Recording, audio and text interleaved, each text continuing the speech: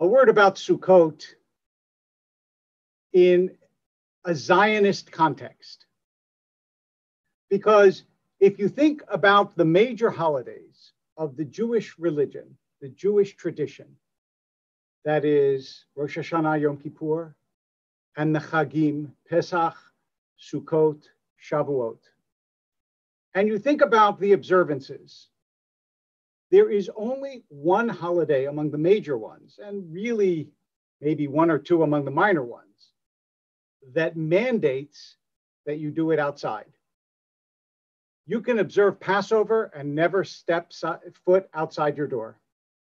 You can observe Rosh Hashanah and Yom Kippur and go from one building to another, right? From inside your home to inside the shul to back inside your home. But Sukkot mandates that you be outside. And the reason that that is important is that in some ways, the Bible is an outside book, and Judaism became an inside tradition. By which I mean, the ideal for much of the Jewish tradition was the study hall. And therefore, the idea of books and study, the idea of being in the synagogue, the idea of being in the home, that became to some extent the ideal of the Jewish people. And part of the reason that that is so is because the lands that they lived in were not their own. And so one of the great Zionist writers, Pinsker, said that Jews are like a soul without a body. And the reason they need a land of Israel is so they can get their body back. And this idea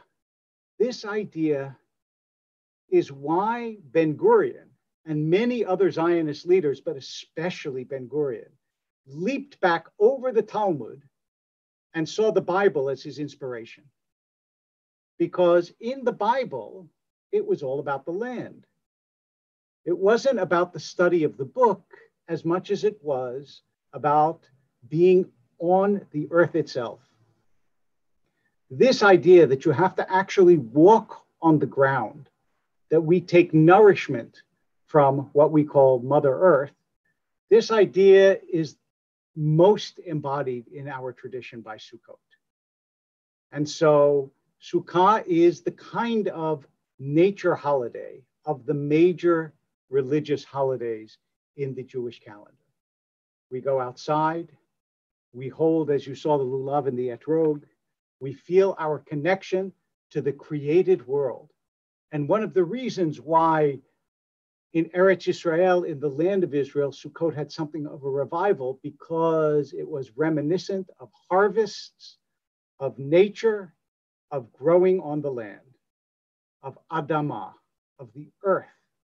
And the early Zionists, of course, many of them were farmers. That's what the kibbutz and the moshav was about. They were going to persuade the desert to bloom. And that is what they did. And that is what they continue to do. So Sukkot is our holiday of the world, in a sense, our holiday of the created world, of the green, of the rich earth, of the smells of nature. And for that reason, I think is different in kind from all the other Jewish holidays. And so I hope that you have a chance to go outside, not only in the Sukkah, but just outside into God's created world, and utter a blessing for the beauty that surrounds us. Being in a city, sometimes all we see are concrete, and at night all we see are the lights of the city. But remember, those come and go. But it is, in fact, the created world, the stars that we see, and what is beyond it, the earth on which we walk, that is real and lasting.